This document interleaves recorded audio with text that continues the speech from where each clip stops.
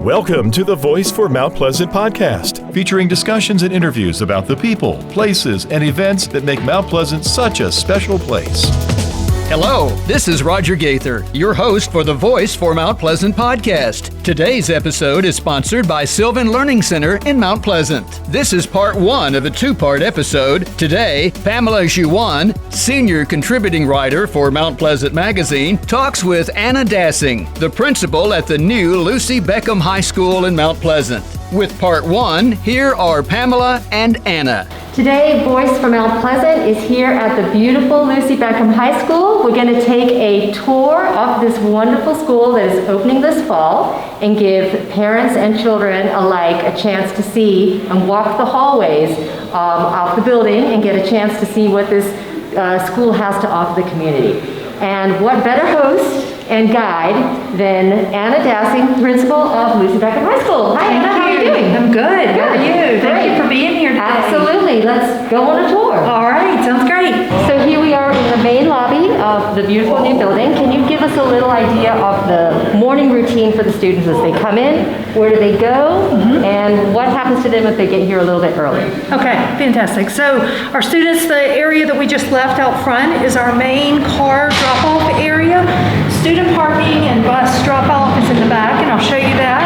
But they come into the main part of the building, and there's some collaborative spaces that they can start off in the morning until teachers get here, and then we release them into the building to go to classes. Fantastic. Offices are... So we have our administrative offices on this side, and our guidance, director of school counseling reception area on this side. So if a student comes in and they're late, they come to attendance, they check in, and then they can go off to their classes. Fantastic. Let's go inside and check it out. Okay, so here we are at the atrium. This is immense. This is just huge. And one thing that really comes to mind is the feeling that you are in Mount Pleasant, you are in a coastal community, and you get that feeling by looking at these big, beautiful open windows. Can you tell us a little bit about some of the construction materials and things that you use to kind of bring that feeling inside this building? One of the things that McMillan, Padson, and Smith did a beautiful job of using natural light and allowing natural light to flood throughout the building. I think we only have one or two spaces that we don't have some sort of natural light in those, but we also wanted to keep it, very Mount Pleasant, very low country, a lot of woods, as you can see, throughout the area. The mural that goes up all 3 stories is all about Mount Pleasant, so take a look at it. Everything in the mural was created, Gil Schuler, local designer illustrator, created this. He also did the Mount Pleasant logo, Town of Mount Pleasant. So professionally designed, but everything relates to something at Mount Pleasant. One of the very cool features that I've heard about Lucy Beckham, and now I'm getting a chance to see it, are these shared spaces. And if you can tell us a little bit about One Lunch, which I believe will best use some of these spaces that the kids can come out to. Yeah. So One Lunch, the concept of it is leveraging time for students to have access to clubs, to have access to their actual teachers, and being able to just spend time with, outside of the academic setting, the students that they want to be with. There's so many schools that have multiple lunches, but when you can get everybody in the building, the educators and the students together at once, the possibilities are really endless of what they can do with that time. So we've got collaborative spaces like you'll see on each of the 3 floors that students can go to during that time. Kids are going to have access to their actual teachers during that time as well. Clubs and activities are going to be taking place. Think about the kids that are bus riders that don't really connect or weave into the fabric of the school sometimes. For them to have that time and space within the school day for them to connect to what it means to be a Beckham Bengal is a big part of what One Lunch is going to be for Lucy Beckham High School. And so any of these spaces kids can go to during lunchtime. They don't have to get a pass. They don't have to do any of that. Correct. Fantastic. The whole building is open because the teachers are going to be working in meetings, holding office hours. We're going to have people stationed around monitoring what's going on with the students, but the courtyard will be open. We'll actually have an auxiliary gym open as well so they can get some physical activity in if they want to play basketball or volleyball. So the concept is just for it to be open for kids to do what they need to do to be successful, or just breathe a little bit during the school day. That's amazing. That's great. Yeah. Spaces that they can just take it easy, recline, get some homework done if they want to, or just hang out with friends. That's right. Perfect. All right, so what is this? It's kind of cool. We like to call these the docks. A lot of times we talk about this being like the Beckham boardwalk. Okay. And then these are the docks. They're areas for students to be able to collaborate, to be able to stand up. There's power and data in here so that they can charge their devices, because we know how important it is to make sure one, our Chromebooks are charged, but also cell phones. I know we're super important to students. So it just gives them the opportunity to be able to do that and have a good place that they can touch down. Tell us a little bit about how many teachers you're going to have at Lucy Beckham when you're at full capacity. Well, this year we only have 9th and 10th grade. Yes. So we have about 750 students, and we'll build out to about 1,500. This year we have about 40 teachers. At capacity, we'll have about 70. Fantastic. Let's go see one of these classrooms. Great. This is a science classroom. These are called Access Lab benches. You can see from the different specimens that are on the table. This is Scarlett Crawford. Scarlett waves so your students can see you. And this is Alex Valdez. She's actually one of our art teachers. Hello. They're collaborating on their personal finance class that they're teaching together. So I'm going to let Dan show off these cool tables. So one of the things with space too, so these are the access tables, so they can go from seated height to standing lab height.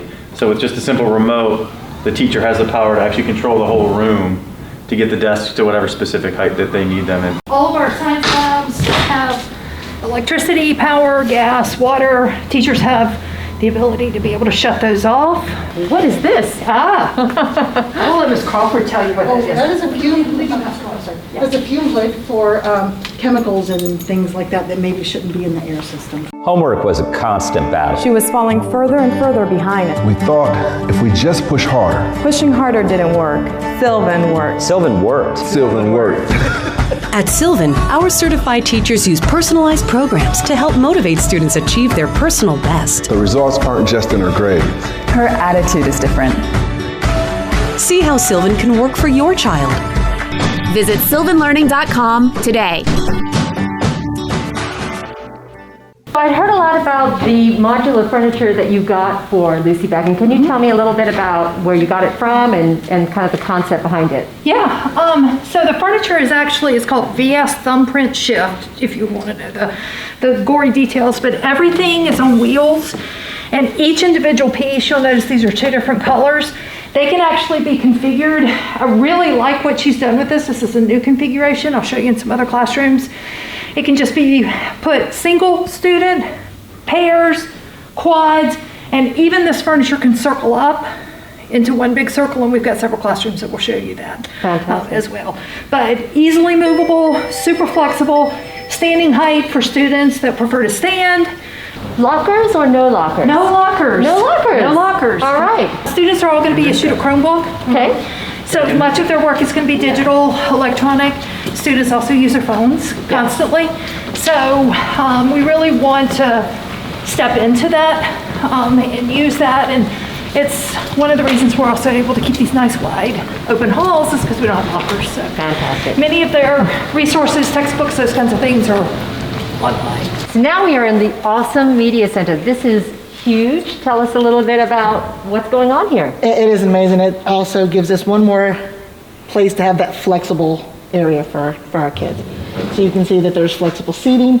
Those are some of the Chromebooks lined up there, but all of that has seating along it as well.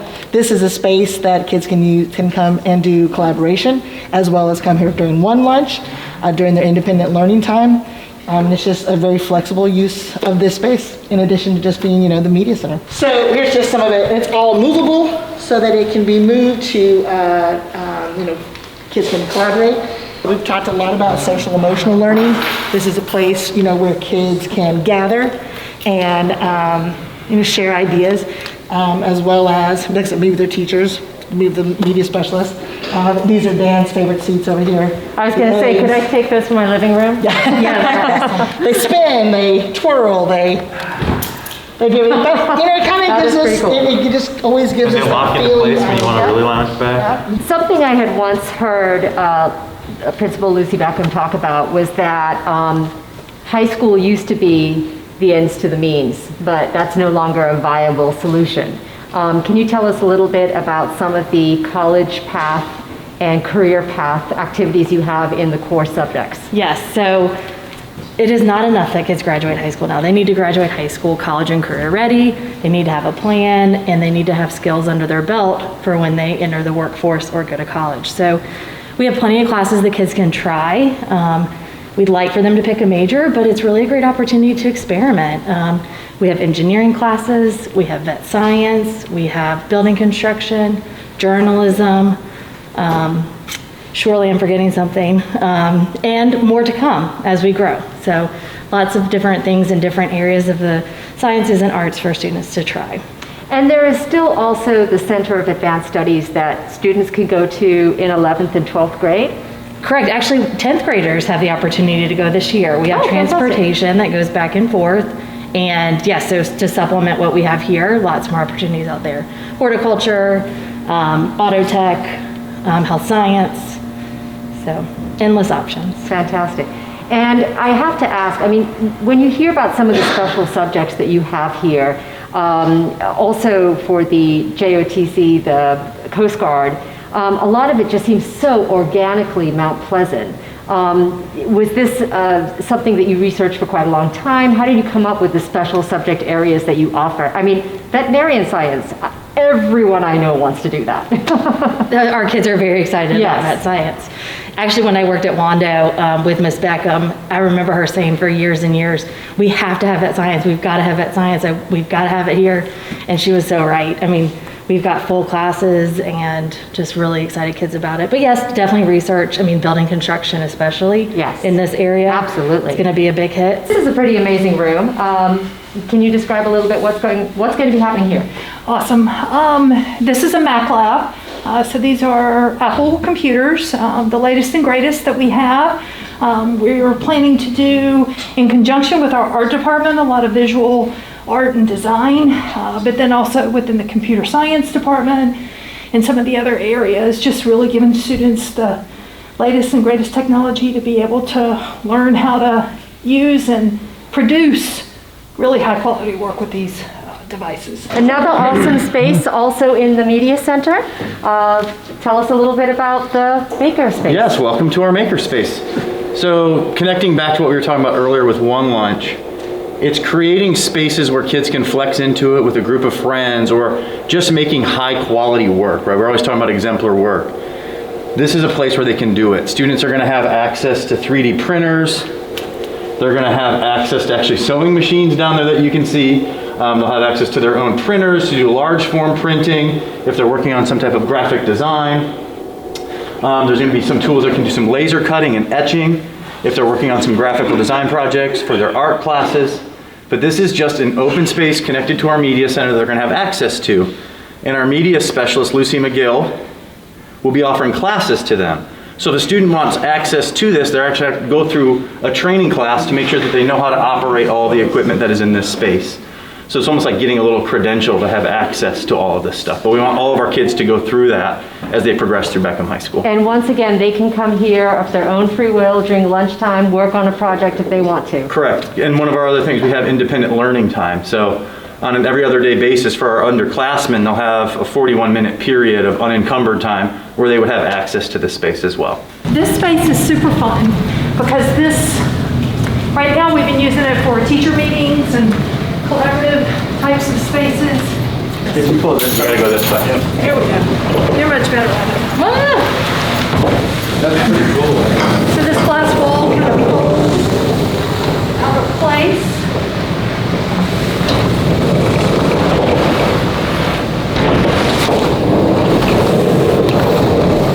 So you can open it up or keep it closed if you wanted to have that separation of space. So this is why they call them nano walls. Nano walls. Yep. Very cool.